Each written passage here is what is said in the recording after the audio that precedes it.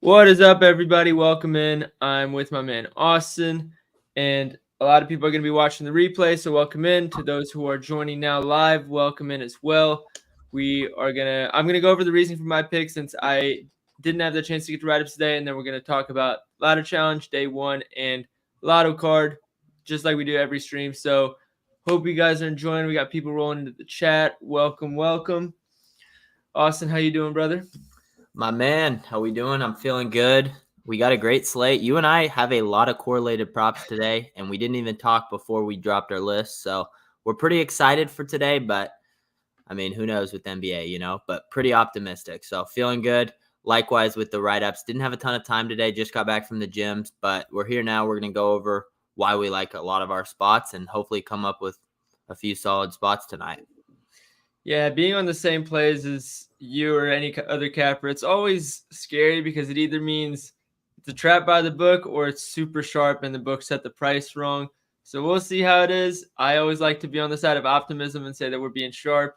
I'd like to think that me and Austin are some of the sharper ones in the business. So we'll see what happens with the results tonight. But let's get this thing going, shall we? I'll let you go over your write-ups first. Let me get your plays on the board so people can see them.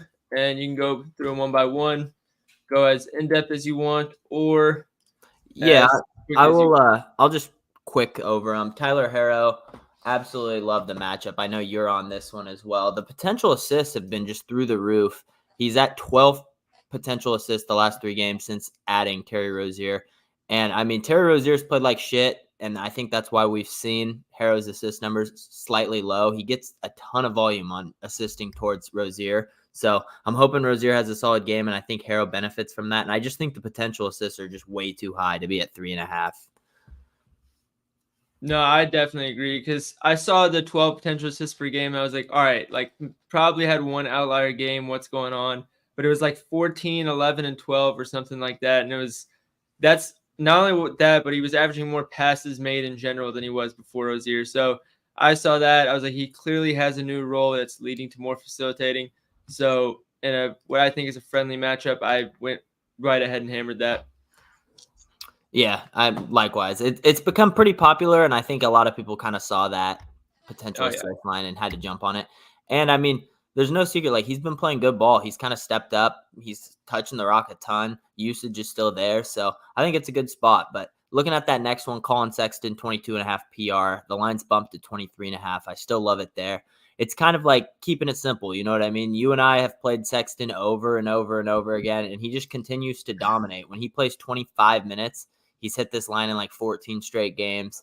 I've said it, I like adding the rebound variable in certain guys.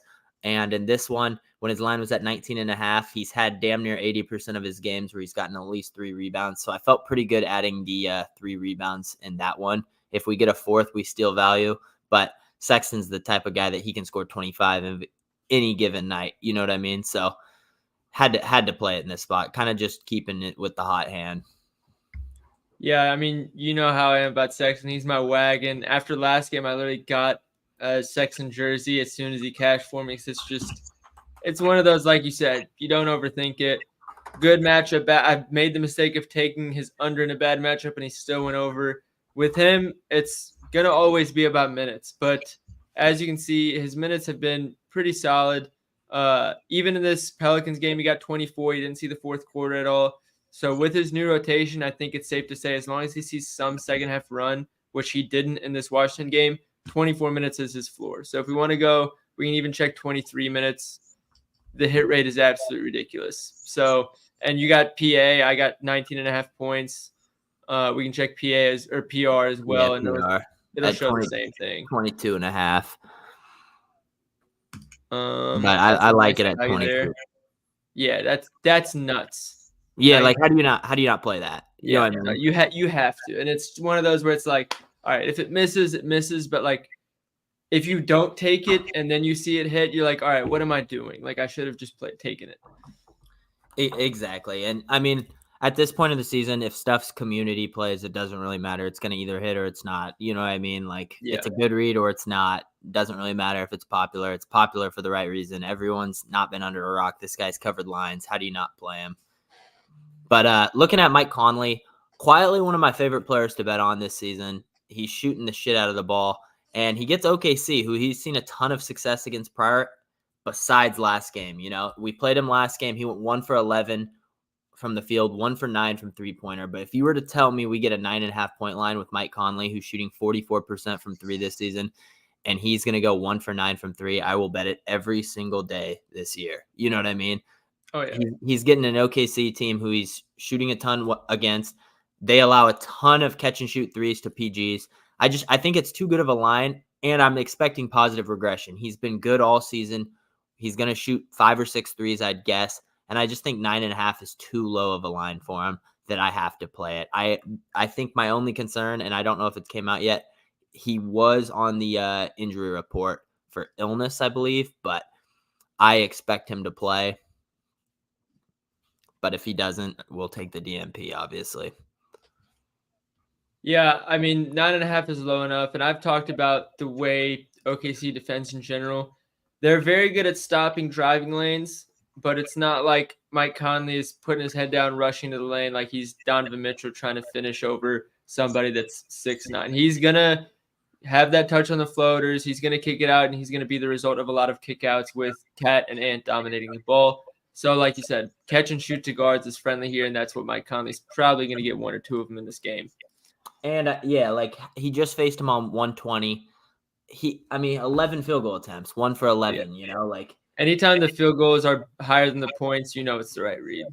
Yeah, and if he shoots 9 3-point attempts, like he's hitting this line. I would say if he does it again, he's gonna hit this line. So I'm trusting the numbers. He's also been sneaky good. I don't know. Do you have Outlier up? He's been sneaky good on the road. Like his hit rate.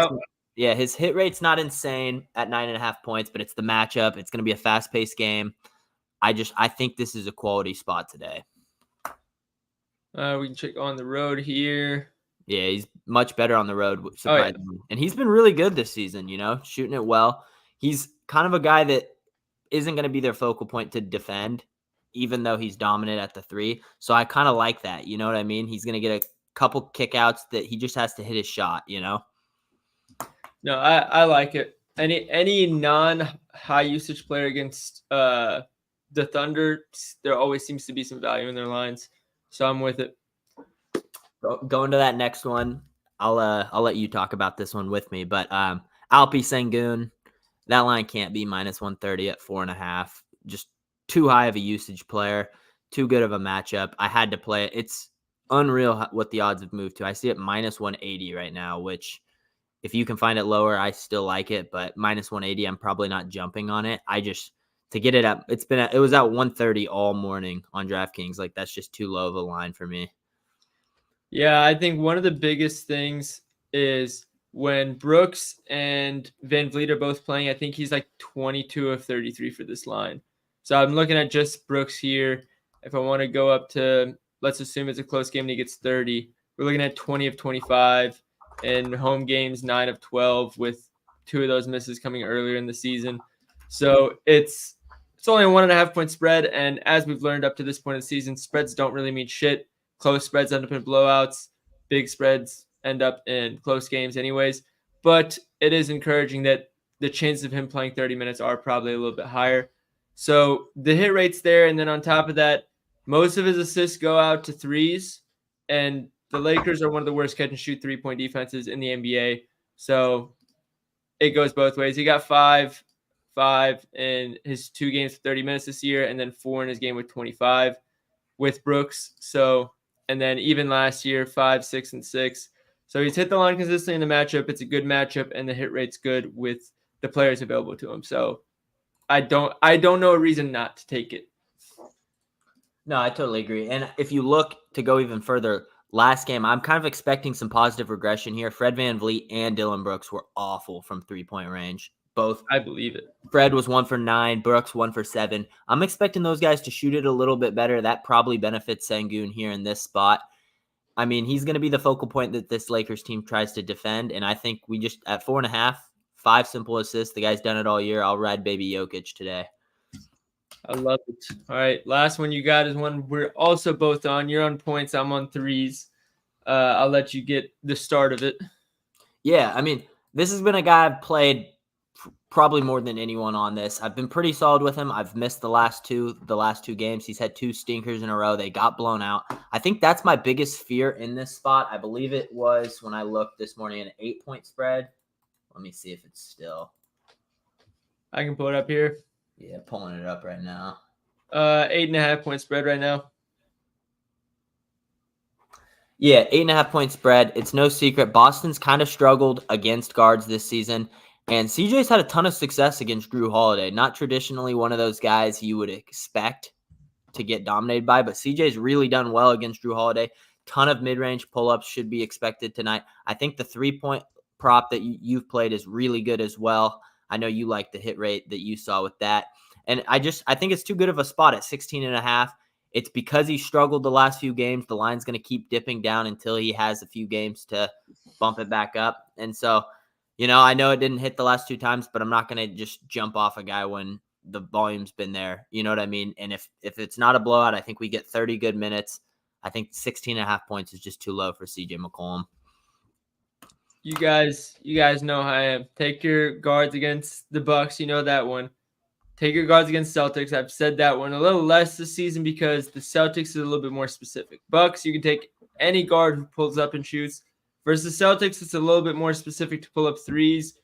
But not a lot of people take not only as many pull-up threes as McCollum does, but as efficiently as CJ does. He's quietly been one of the best three-point shooters in the NBA this season, and doing it off the dribble is even more impressive. And now he gets a matchup that caters specifically to that with the drop coverage Boston plays. And if you look at the hit rate with both what's her faces, Zion and Brandon Ingram active, it's actually crazy, especially with the minutes. So I'll pull that up real quick as well. To go a little further too, Will, check it out. His away splits, he's so much better on the road. Yep. He's one of those guys. He was like that in Portland too, just watching him. He just always seems to perform on the road. I don't know exactly why, but he's comfortable, on the road. So I like that spot today a ton. I think it's just there's a lot of young guys. I mean, there were a decent amount in Portland too, and there's a lot of young shooters specifically in New Orleans. And the younger guys, they tend to take longer to adapt to road games. So I think he's just like in a way, and he's like, all right, I'll shoulder a little bit more of the load. So you guys can see here when Zion, Ingram, and let me get Valanciunas in there because I think he affects the hit rate as well. No, he doesn't. He's 17 of 25 on the season with all of them playing. And if you remove the first, 7 games, he's 14 of 18 if I did my math right. So that's a crazy hit rate. I honestly expected this line to be 3.5 with a little bit of juice on the over. I was absolutely shocked when it was basically even money at 2.5. So I hammered that for the same reason that Austin took his points. There's more outs on the points, but for me, it's just the whole read is based off pull-up threes, so I decided not to overcomplicate it. That being said, he's probably going to shoot 2 for 8 from 3 and hit points. So regardless, I think at least one of us is hitting. He goes 3 for 4 from 3, finishes with like 15 points. That'd be my Bro, he did that in one of these games. That was part of the reason. That was one of the only reasons I questioned it. Where is it? I went points, like you said. I felt like there was a few more outs, but I mean, this play is pretty correlated. You know what I mean? If he hits 3 threes, he's probably hitting. If he doesn't hit 3 threes, 17 points is going to be a little bit stiffer. So I think both of them, we're trusting the numbers on this. He's shown he can show up on the road. The matchup's there. Couple stinkers in a row. Let's get him back on track today. All right. So those are all Austin's plays. I think I got 3 more that he didn't get a chance to touch on. LaMelo's ruled out, so ignore that one. Jamal Murray, I just said, I usually say take your guard against the Bucks, and that's really all this is. Any guard that has decent usage and gets a good shot volume on pull-up jumpers, I've almost been blindly taking up to this point of the season, and it's done me really well. So I have no problem to do it today, and everybody has seen that narrative going around lately that Jamal Murray only does well in games where I don't want to say it matters, but against good teams where he's like asked to step up a little more. And you're not really going to ask anybody to step up more against a team other than the Milwaukee Bucks. So I feel like this makes sense, and he's at home. As far as James Harden under 8.5 assists, for one, this was really good value. I mean, it's the top under on the assist projections I haven't projected about 5.5. And the reason for that is the Cavs, there's three things. The Cavs defend his areas around the rim and around the arc, like non-corner threes, at one of the highest rates in the NBA. They foul a lot at the rim, which means he probably gets a couple assists stolen by fouls. And lastly, ever since Zubac has gone down, I'm pretty sure his passing volume has gone down with it. So we can check that as well. I think it's only been 4 games. And he's only averaging 12.8 potential assists. You're asking for ridiculous efficiency to get to 9 assists on 12 or 13 potential assists. So we saw a couple games ago, they tried to go small ball a little bit. I think it was against the Grizzlies, but I could be wrong on who the team was. But in this case, I don't think that would help either because, again, the Cavs defend the 3 well anyways. It's just going to be one of those where they're going to have to win at the free throw line, and they're going to have to win through, I think, Kawhi. And I don't think there's going to be a lot of room for Harden to eat on assists. And then the last play I have is Jason Tatum under 29.5 points. While the model didn't like the matchup, and neither did I would not have played it had I not saw this system. So I'll pull that up real quick. So Jason Tatum under 29.5 points with Drew Holiday, Porzingis, Derek White, and Jaylen Brown. If you look at everybody active at home, he's only hitting 10 of 13 games. In those 13 games, we had one with 14 free throws. That's not going to happen against one of the teams with one of the lowest shooting foul rates in the league. We had 35 against New York, where he shot 13 of 23. It's going to be a good game. I'll give him that one. And then he hooks the over here, shooting 9 of 15 and 3 of 5 from 3. That's not sustainable efficiency either. So you're basically asking for him not to shoot out of his mind, like 20% above his average, and not to go to the line 15 times. I'll take that bet every time. But I think that's all I have that Austin hasn't covered already. Porzingis out. Shit, did I miss that when I was driving? Oh, no. Did he just get ruled out? I don't know, but that's what the comments are saying. Yeah, 13 minutes ago. All right, don't take Tatum. Who else was ruled out? Well, let me see. Let's check. It looked like there's a shit ton of guys. Al Horford available to play. Luke Cornett was going to be out. I knew that. Miles Turner and is questionable. Fultz is listed out as well. That's it so far. Mobley playing 20 to 24 minutes. All right, let's see how he does. So with Porzingis out, he's still 4 of 7 on the under. I will say, if anybody hasn't locked this in now, hasn't locked it in yet, I wouldn't lock it in now. I still don't like the matchup. I still think he goes under, but I wouldn't have put my money on it had I thought that Porzingis was going to be out. So we just got to ride with the waves. Ladder challenge time? Let's do it. Yeah, let's get it. All right. So we're on for the same place. I think I had one more prop. Sorry to interrupt you, brother. One more prop that I wanted you to take a look on just to hear your opinion. I thought Kevin Durant's lines were interesting today, man. Did you see them? They looked pretty low. Wasn't it 23.5? Yeah. I didn't pull trigger on it, but it just it seemed low to me. 23.5 even line. Here's the thing where we're at now with the Miami Heat. They probably put Highsmith on him. Bam in the paint's going to cause problems. And then now their weakness is very glaringly at the guard position with Rozier and Hero as the guards up there. Not that Rozier is that bad, but it basically rules out Highsmith guarding one of the guards. Right. So it's going to be way more favorable of a matchup to Booker and Beal than it will be to Durant. And NBA players have talked about it on podcasts all the time. They're going to hunt the worst defender.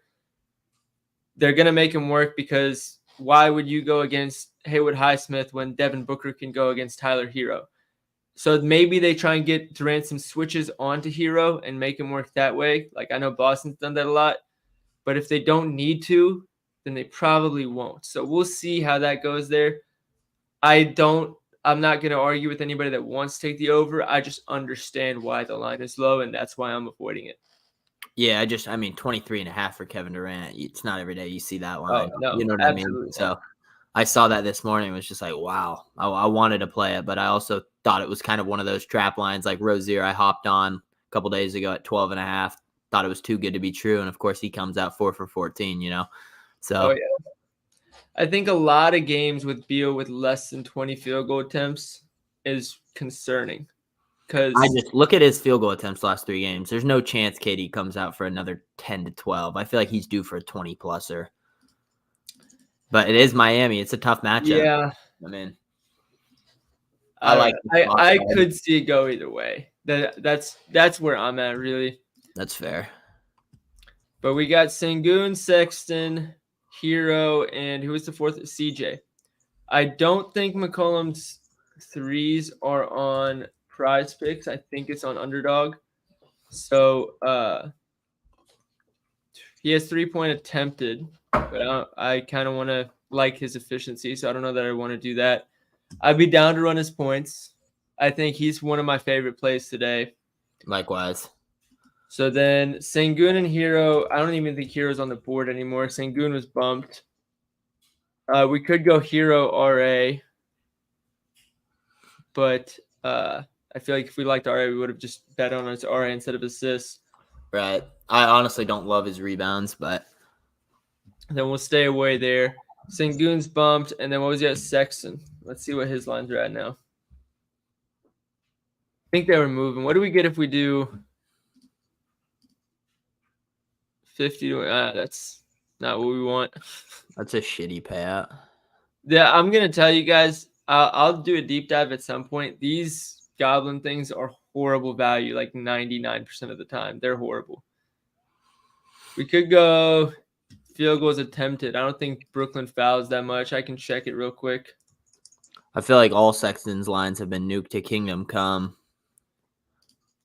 14.5 field goal attempts is not bad, to be honest, though. 19, 11, 12, 27, 19, 17. Or let's do this. At least 15 field goal attempts. I love when I'm capable of spelling. Oh, yeah, never mind. If we're taking field goal attempts, we should just take PR. Because he's hit PR in every single game. He's hit 15 field goal attempts. That's a damn you like that? That's a damn good looking line, my guy. No, I could not believe they gave us Sexton at those lines again. Yeah, I saw 22.5 PR and I was like, perfect. Let me jot that down. Brooklyn does not allow a low shooting foul drawn rate. So this is what I use when I analyze free throw props, guys. It'll tell you which teams foul the most. This SFD rate is shooting foul drawn rate, and this is for his opponent. So Indiana's the team you want to target for free throws. And one thing that I've noticed as well, it's really actually very important to look at these for assist props, because you'd be shocked how much that 1 or 2 assists makes a difference on a prop. And I like to mention those adjusted assists in my assist write-ups, because against teams that don't foul at the rim, you're getting 1 or 2 extra assists a game. So we can check. Who do we take? Sengun and Hero. Why am I blanking on their matchups now? Lakers lowest shooting foul rate in the NBA. And then why am I blanking on who Hero's playing? Suns. Yeah, Phoenix. Suns 5th lowest shooting foul drawn rate. So those go in our advantage as well. Honestly, I really like both. If you're asking me to choose between, if they weren't bumped, I'd probably say Sengun's my favorite today. But the bump makes it really difficult here. We could check it out on, I think what we can do, we can check it out on DraftKings. See if we can, because if we can still get plus 200 on DraftKings, I'm fine with that. With Sengun, I don't know if we will. Minus 175. Yeah. Let's see. Plus 182 is tough. That's annoying, man. We could do McCollum, and is Hero still at 3.5, or did he go to 4.5? Minus 140. You could go Hero. Yeah, that'll give us plus 208. Would you want to do that? I rock with him. I mean, they're 2 of my official plays. I need them to hit to be greatness, So I honestly haven't even checked where most of his assists go. I just saw that usage, and I was like, usage is king when it comes to betting. So you see usage like that, guys, you should always be taking it. A lot of Hero actually is pretty balanced. A lot of his short, mid range, and above the break threes. So we can check that. Well, and look at they're correlated with Rozier. He shot horribly the last 3 games, and Hero's had a ton of assists. Rozier's got to have an efficient game. Come on, man. Like, he's too good of a player to be this bad, and I think they go hand in hand with Hero. We can see who's been getting shots off his assists lately, specifically. Because if what you're saying about Rozier is true, and he's losing out on like 4 assists per game or 4 assists overall to Rozier missing shots, and that would definitely regress. Past his dashboard, was it last 3 games? Here's A1. 26% of his passes are to Terry. Yeah, I saw that as well. We love that. 1.7 field goal attempts to Terry per game, 5 to Bam, 2.7 to Highsmith, who's going to have to be on the court to defend Durant, 2.7 to Jimmy, 1.7 to Rozier. I mean, somebody has to facilitate in that offense, and from what I've seen, the only person Terry passes to is Bam because they run that pick and roll together. So I think it makes a lot of sense. Yeah, Rozier's shooting 20% off his shots. That's probably going to be an extra assist or 2 just off Rozier knocking down more shots today. So do we run this? I like it. I think it looks good. Also, I do not have a play of the day today, fellas. I liked all the spots the same. I didn't want to force one out, so no play of the day today. But I've seen the question like 12 times, so had to answer it. If you guys want to copy this bet, I'm about to place it on my phone, and you guys can go on Pickett and copy it. Use code Dr. Prof. You see it on the top of the screen. Use code DRProf when you join. It's a free app to use, and when you join, they give you anywhere between $3 and $100 just for using my code. So make sure you go and do that. And it's probably the easiest place to go and tail my plays. You can get a notification both when I lock in a slip if you want, even if I don't post it. As soon as I make a bet and it syncs with Pickett automatically, you will get notified and you'll be able to see what it is. Or whenever you can set it to only when I post, and you can copy it that way. So let me get these locked in, and then I'll Pickett will sync, and it'll be right there for you guys to copy, and I'll put it on the screen so you guys will know what it looks like. We got Tyler Hero minus 140 and CJ McCollum over 16.5 points. You can take Hero on PrizePicks at 4.0. I think he's going to go for like 6 anyways, so feel free to ladder him if you want to take him by himself and you don't trust McCollum. But that's where we're at, honestly. Another couple looks after this that I wanted you to check out. I know LaMelo just got ruled out. They just put up the Hornets lines. I don't think PJ Washington's a 17.5 player. Brandon Miller, 19.5. I know one of those guys probably has to go over, but those are some steep lines for those dudes. When PJ Washington doesn't have Rozier or LaMelo, he is not afraid to shoot 1 of 19. He will shoot the worst quality shots ever and continue taking them. That's really the only reason his line is there. It's actually the funniest thing ever. I've seen him do those James Harden step backs in the corner, and I'm like, who does he think he is? Yeah, like, know your personnel, buddy. Yeah. Apparently, over 3.5 is on FanDuel at minus 122. Really? Fair. Well, I just locked it in, so it's a little late for me. But if you got FanDuel, go and get it on FanDuel. All right. It is syncing now, and you guys will see it in a second. Here we go. And another line, Will, that I've been seeing, Shy over 31.5. I don't know why his line. Oh, my bad. His line comes out at 31.5 against Minnesota. It's done it the last 2 years, all 4 matchups.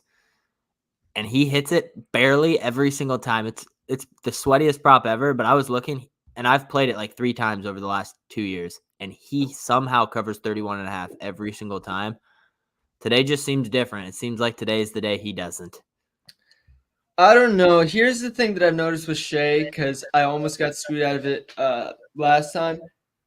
In bad matchups against good, like, competitive teams, he seems to just do way better. Like, I don't know if he hogs the ball more intentionally, but his hit rates are not as bad as they should be in those Right. matchups that aren't good for him. So that's really the only input I have there. Yeah, he just covers lines, man. 31.5. I don't hate it. All right. Ladder challenge is now posted. I'll post a screenshot of what it should look like when you join the screen. Again, make sure you use code DRProfit when you join. You'll get some free money for doing literally nothing. You don't have to put in a single dollar. You don't have to do anything other than put that code in. And then if you like to tell me or Austin's on there as well, feel free to follow us. I'm getting this up on the screen now so you guys can see what it should look like. And all right, finally sent to my Mac. Also, fellas, another question. Should Will and I continue doing these daily? Do you guys enjoy them? Do you guys want to see us do these more often? Will and I are totally into doing them more often. We just gotta want to see if you guys are going to show up, and if we have enough people that are interested in it, we'll make time for it. Keep it rolling.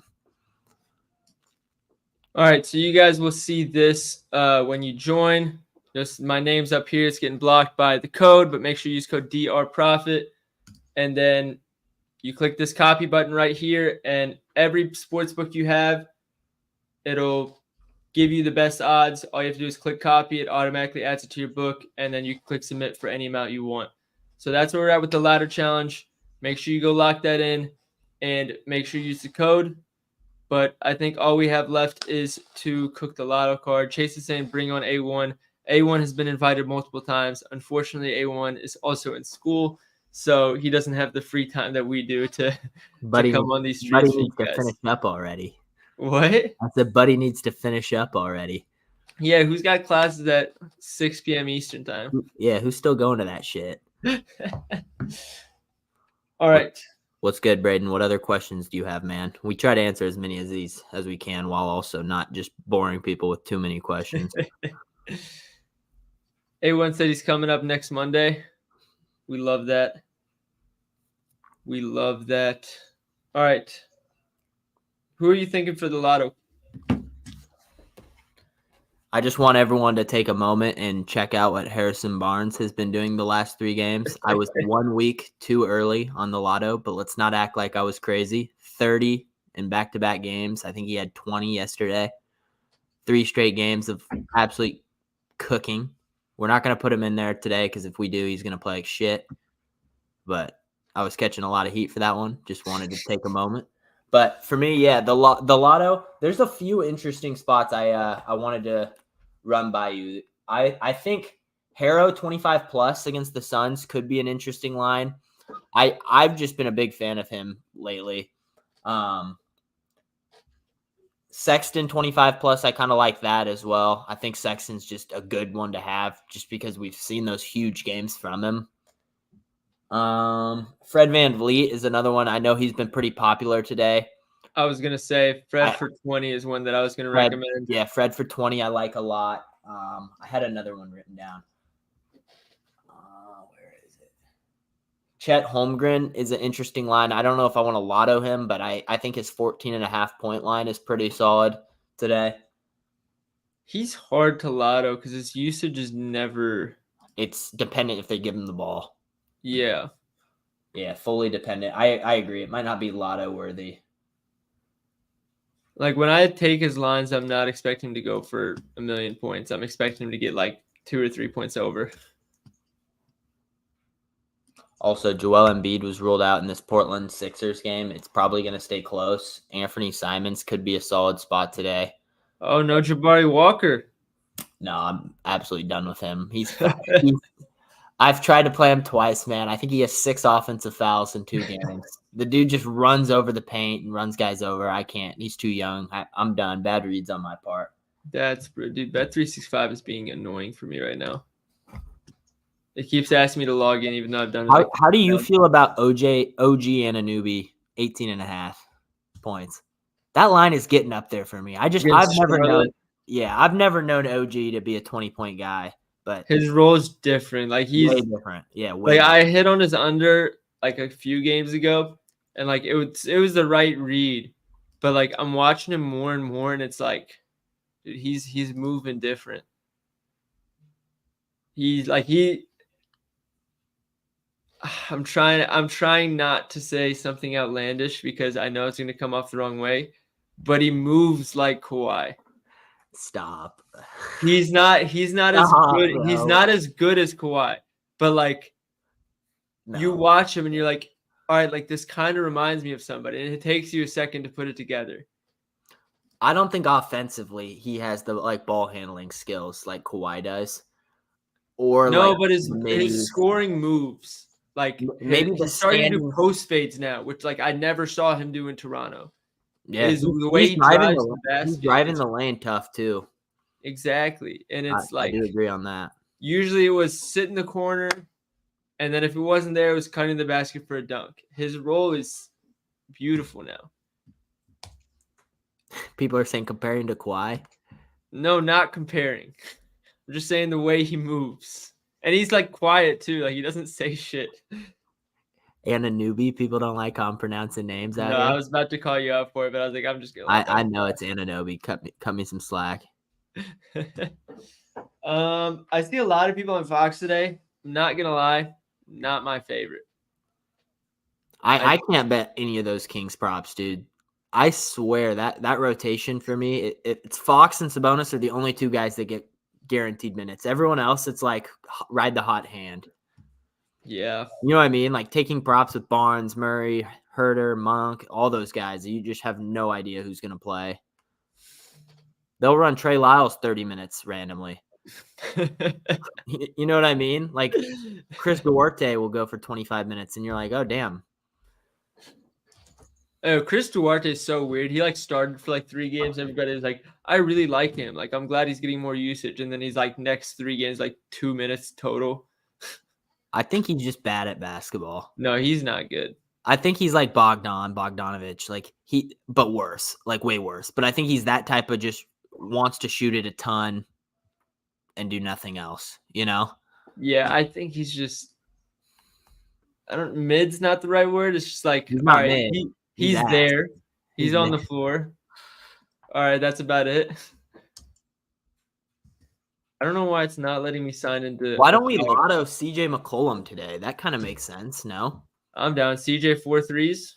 We got a lot invested on this Cuddy today, but I know that. I feel like every time I do this with the lotto, it never goes well for me. Honestly, I was thinking the same thing, but you know what I'm like? Eventually, it's got to all like hit. You know what I mean? Yeah, like, we just get one crazy everything's day. correlated, so everything just is green. Like, you know what I mean? Oh yeah. No, I mean we should get it eventually. I'd like to think we do. Also, my sleeper pick of the day that you won't see anyone bet that I just think it's gonna hit. I couldn't post it. I would have caught too many strays. Isaac Okoro, 7.5 points. I'm gonna text you when he scores 8. Will. Even with Mobley back though? I think he just we're not betting it. No one tail. I just 8.5 points or 7.5 points. He's gonna score 8 today. I mean I hope so. 8 That'd points. be good for my Cavs. I'm gonna get this Pickett promo on Twitter real quick. Again, make sure code Dr. Profit or DR Profit on Pickett if you haven't joined already. Get some free coin. Other than that, let's start sharing this lotto screen, shall we? Let's do it. Let's keep it moving.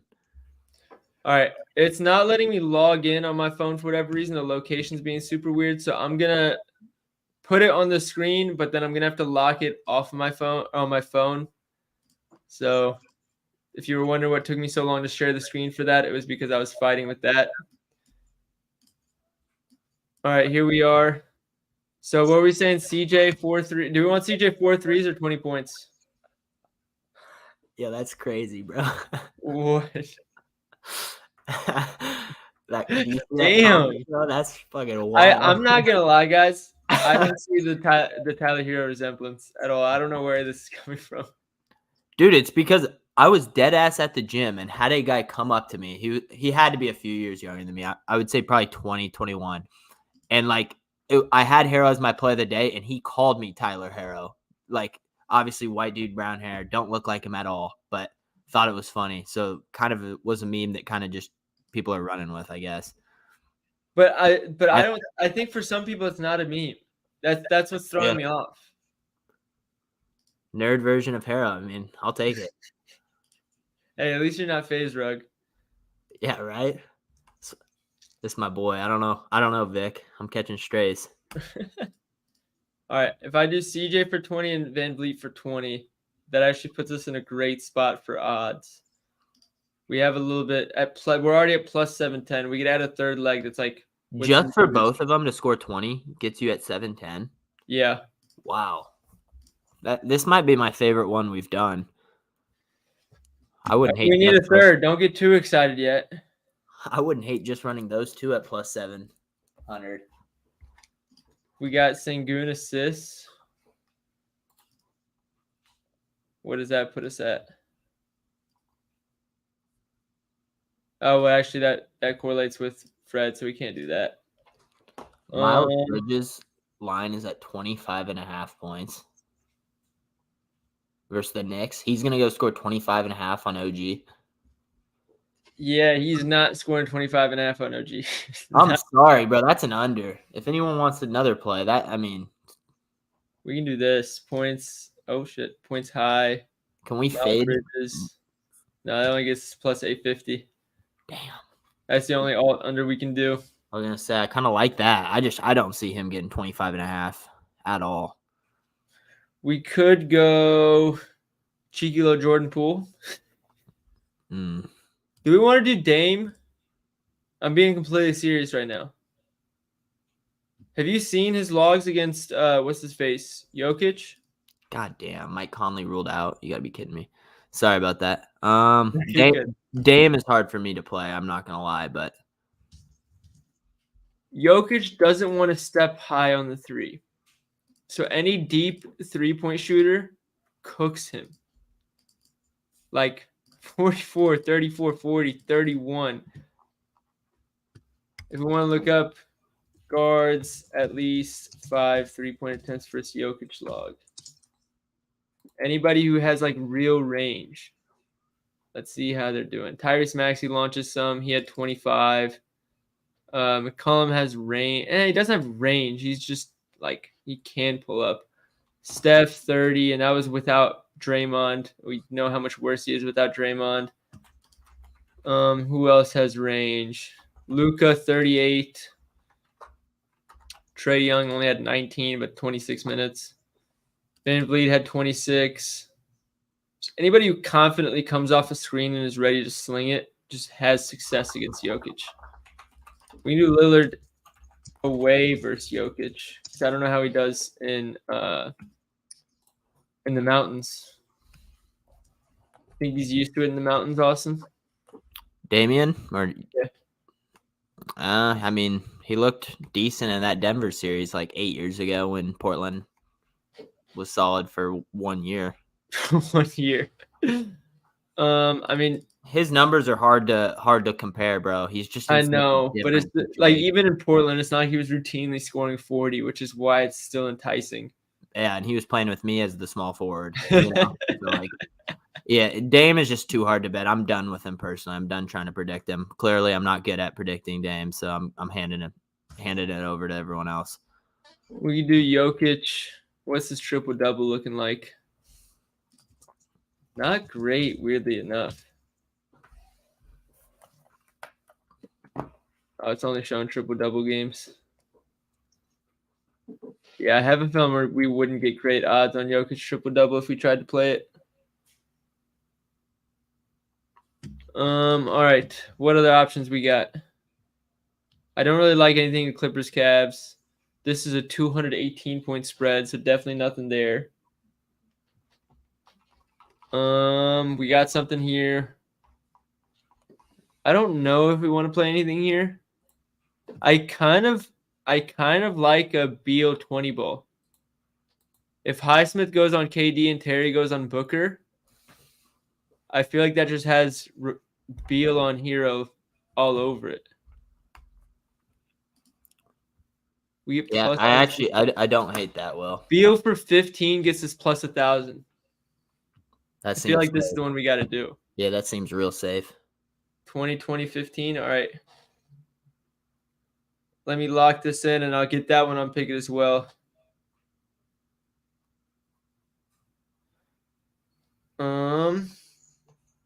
I forgot I had to hit submit on this Twitter post. Let me do that real quick, and then I'll get it up.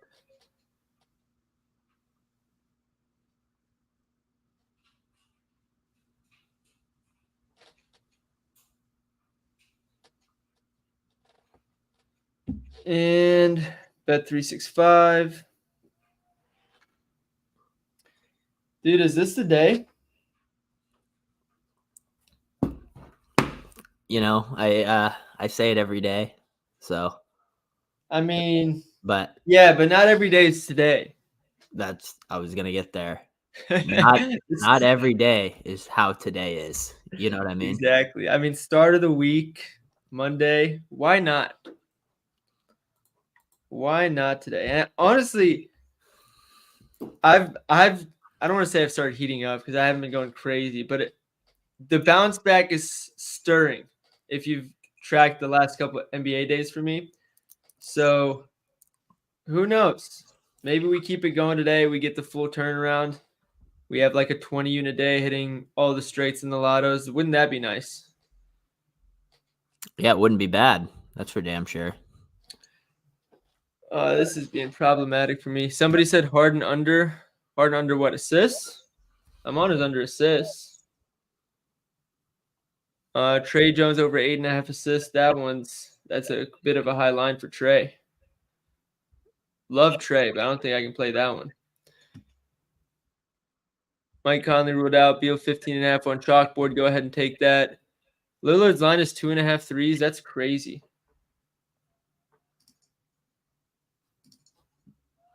All right, let me get both of us back on the screen here. Dude, I was hammering some live bets for NFL last night. I'm kind of feeling like doing that again.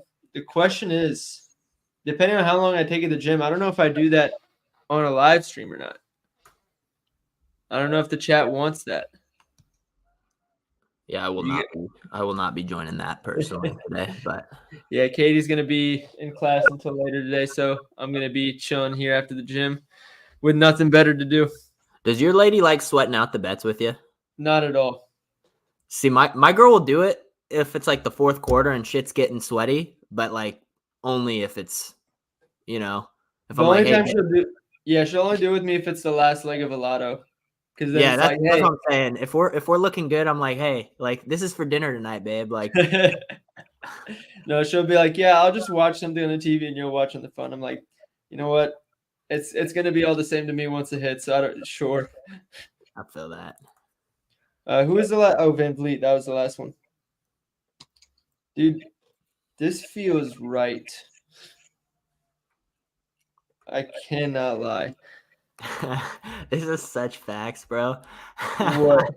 The wife says I ruined the games. Yeah, my girl says that all the time. She's like, can't you just watch it for enjoyment? I'm like, how is this enjoyable?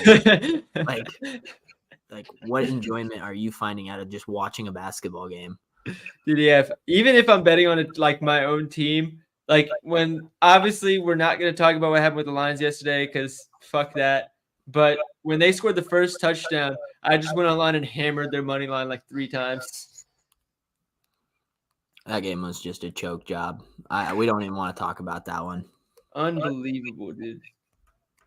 Also, we got to stop saying fire coaches and shit like that. Like, yeah, I don't think Dan people Campbell realize Dan Campbell took a team fired. that hasn't been to the playoffs in 30 years to the conference championship by doing exactly what lost him the game. Like, if it wins you 14 of 19 games, you're not going to change everything on the 20th game. It just happened not to work out, and that happens. It's okay. Let's not act like Josh Reynolds doesn't drop that first 4th down play. Nobody's saying – everybody's praising Dan Campbell. If Ayuk doesn't catch that pass, you guys win the game. You know what I'm saying? Like, if that ball is not caught, it's a complete different given to him by our DB. Our DBs are horrible. That's if there's one thing we do all off season, it's just cut all the DBs and sign new ones because our DB crew is horrible. Well, Chauncey Gardner-Johnson sure brings a lot of negative publicity to the team, doesn't he? He's not a cover. I don't care about all the hoorah shit he does off the field, if I'm being honest. I care about 2 dropped interceptions for no reason. I care about every big play. I'm like, oh yeah, that was Cam Sutton. Like I know exactly who it is. Yeah, That's not. it was number 1, Cam Sutton out there. That is so true. He was so frustrating. And the only one that pissed me off with CJ was when he had McCaffrey on the flat and then missed a tackle. McCaffrey ran for like 40 more yards. Once that happened, I was like, oh no, the tides are turning. I don't like this. Well, it was a good year. That only one team can win it all. You know what I mean? Yeah. Doesn't make it a failure. Solid year for the team. It'll be Lions and Eagles next year, let's be honest. I'm excited for the next season, to be honest. But everybody thinks everyone's saying fire Sirianni for the Eagles. No, it's like, come on, bro. Like, come on, man. The dude's got you to the playoffs 3 years in a row. Only 14 teams make the playoffs out of 32.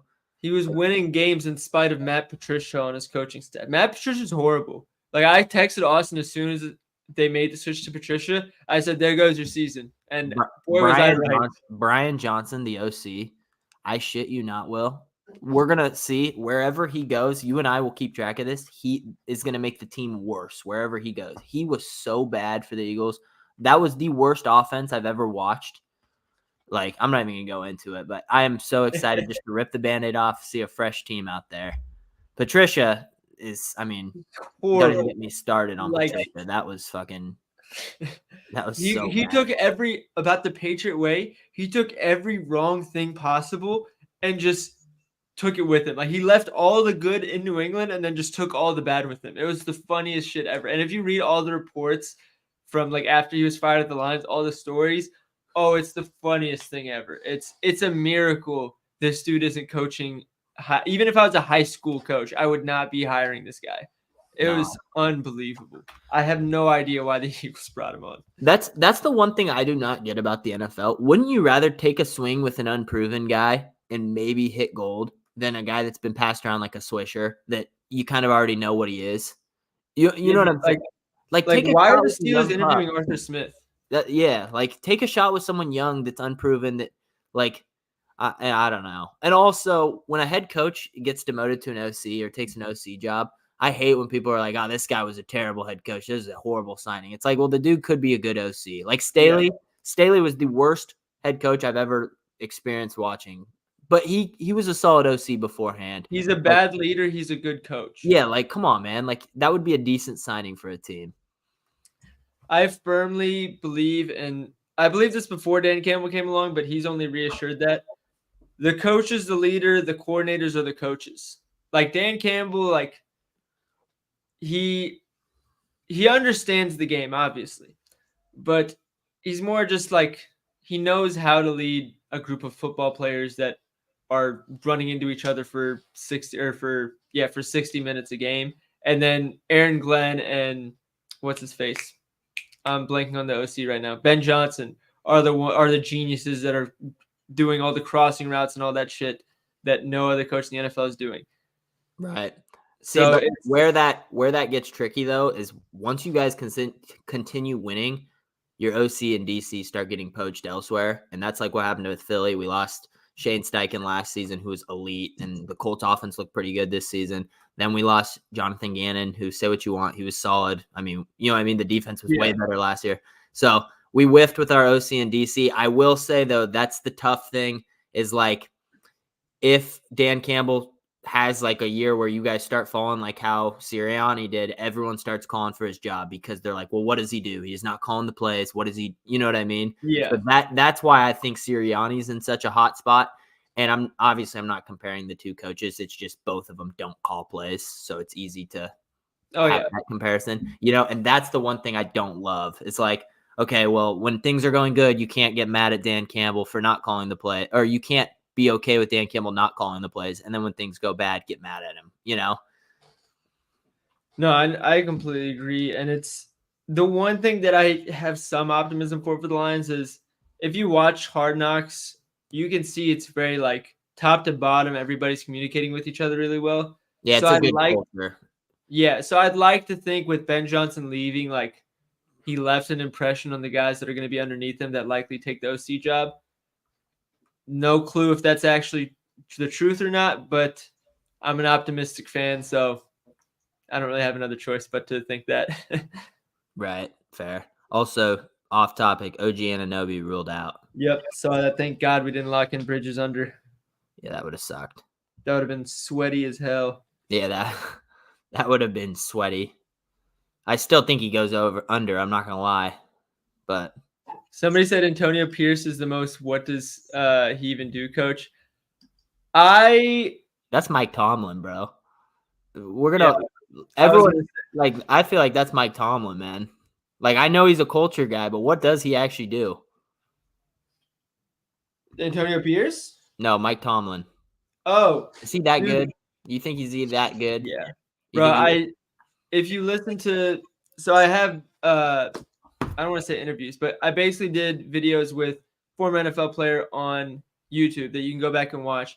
And one of the things we talked about was Mike Tomlin. And he said, even though he was only on the practice squad for like 3 weeks with the Steelers, it's like you can tell why players love and want to go play for Mike Tomlin.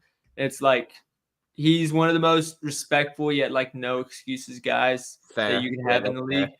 And say what you will about the Steelers culture the last few years. I think it's more about the specific guys they're bringing in rather than what Mike Tomlin's doing. But the Steelers way is something that has left an imprint on anybody that's crossed the Steelers path.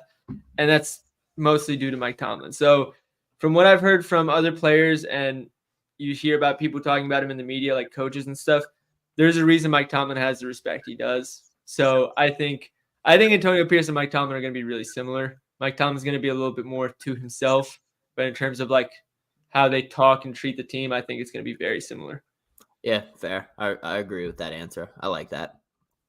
Somebody said Ben Johnson's not number one in Washington. I'm going to be completely honest. If I'm Ben Johnson, I wouldn't take the Washington job. I think they're going to be stuck in mediocrity. Like they're not bad enough to be like, okay, we're going to get the number one pick. You're going to have your pick of the litter, and then we're going to take off. But they're also not good enough to be like, okay, there's upside. Come take the reins and take us to the promised land. Like there's just no. They're just going to be stuck in that middle. They're like the Brooklyn Nets of the NFL. Donovan Mitchell's playing. A1 said, did you guys run the lottery yet? Yes, I'm posting it to pick it right now, and then I'm going to get it on the screen here. This feels amazing. Oh, where is it? There's another book where it's even better odds. Let's see. No, Ish Smith plus 8 assists. Jesus. A1's got a deep bag today if he's running Ish Smith. Okay, so FanDuel is plus 1103. We got at plus 1062 on Bet365 for the lotto. And then my last question for you, Will. Hit me before I go. What do you think about Doc Rivers? How does this guy keep getting hired? Cheese man gets paid, bro. But like what outside of being given 4 Hall of Famers and winning a title when there was not that much competition outside of LeBron James with like high schooler level players on his team, what has he done to earn this respect that teams continuously give him? He's coached stars before, so maybe like I'm not saying he's been that successful with it, but maybe you have the guy that's coached stars because clearly Dame and Giannis haven't been as good as we thought they would be together. You know, but I mean that was like I'm not saying they should have kept Griffin. I agree he should have been fired. The defense was horrible. They should have kept. I'm also not surprised that Lillard and Giannis are still figuring it out. Like teams don't really, when 2 stars come together like this, they don't really figure it out until like March. Right. Yeah.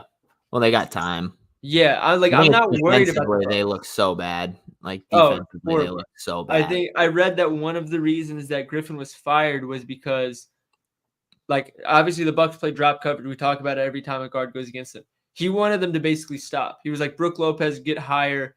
And because of that, Brook Lopez kept ending up in a middle ground where he normally drops like he does for the last like 10 years. But now he wants to get pressed up.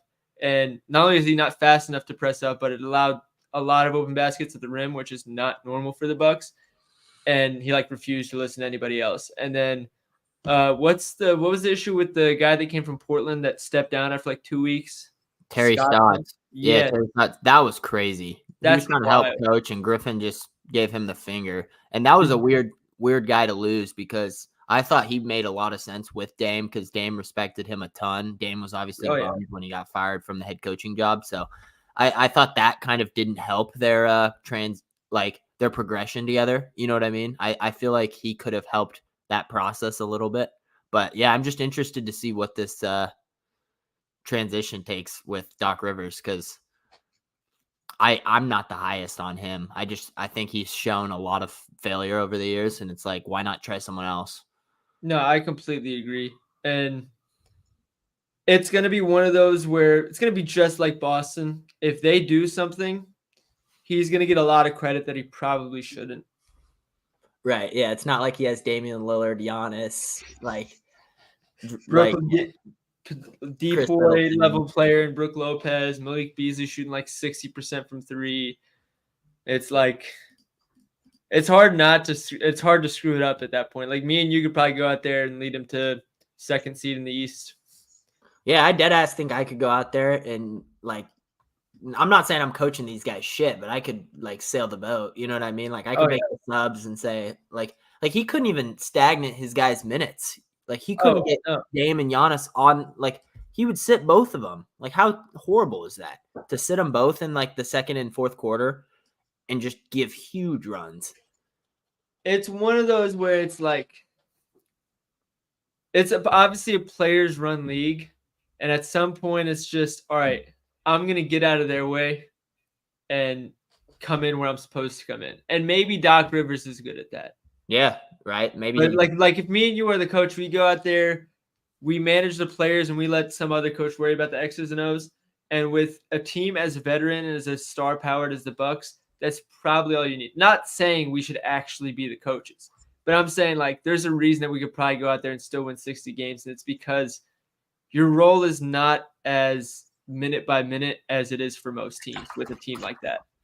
Right. Yeah. I feel like it's tough to mess that up. You got Beasley in the corner shooting 60-something%. Like, run the pick and roll with Giannis and Dame and just let it roll. Like, yeah. Oh, 100%. Like, I understand you have the pick and pop advantage with Brook Lopez, but dude, stick Brook Lopez in the three and just run the pick and roll all game with Giannis. Because it's like you're going to either have to have somebody come help on Giannis, because if you leave Giannis one-on-one as a roller and two people go and press Dame on the pick and roll, somebody has to help on the weak side.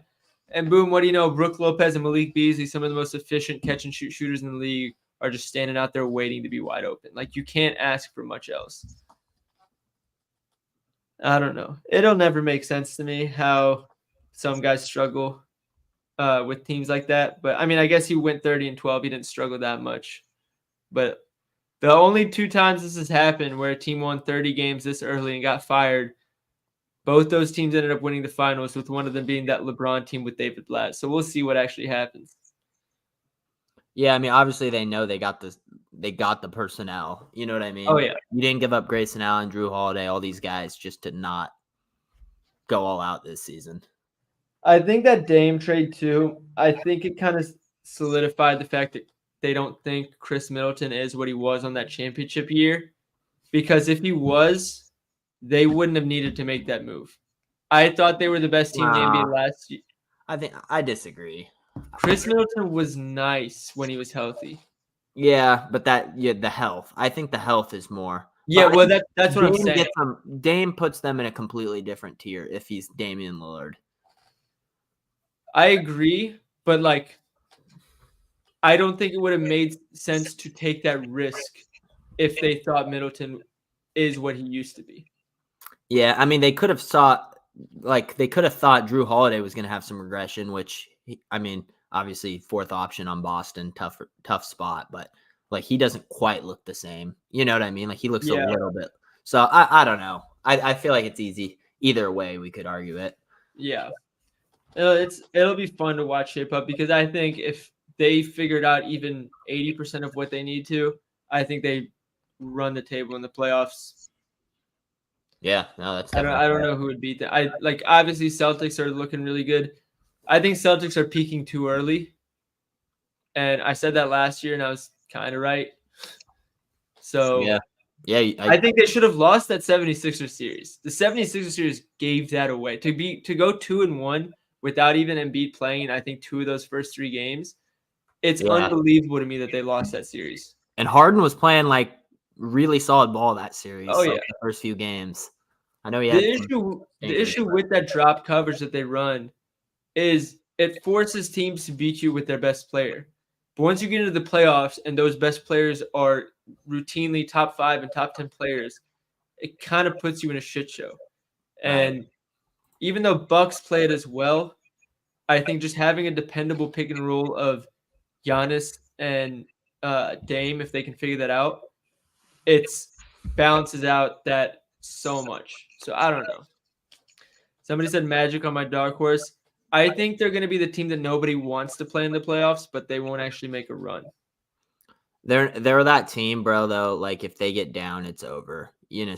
Like they don't have a number 1 guy to go hit the big shot. I mean, they're too young. They need another year, but they're starting to get good. Like you know what I mean? Yeah. It's going to be interesting to see what they do this offseason. If they're like, all right, Markelle Fultz is our guy running point, or if they get a more dependable guy, because Markelle Fultz at his best probably is good enough to be part of a playoff run, but it's like at this point, to no fault of his own, like how much can you really depend on him to be on the court? I agree, but I think we wrap this one up. I think we call it. We're rambling. Let's do it. All right, one last time before we let you guys go. Top of the screen, use code DRProfit on Pickett. You get free money. You don't have to put it. There's no deposit or anything. It's just a bet tracking app with a fee, just like Twitter, where you can follow me and Austin. But use the code. You get between $3 and $100. It's random, and enjoy the app. Appreciate you guys tuning in, Austin. Good talking with you as always. Yes, sir, my guy. Let's have a great day, and we'll see you guys tomorrow. Take care, everybody.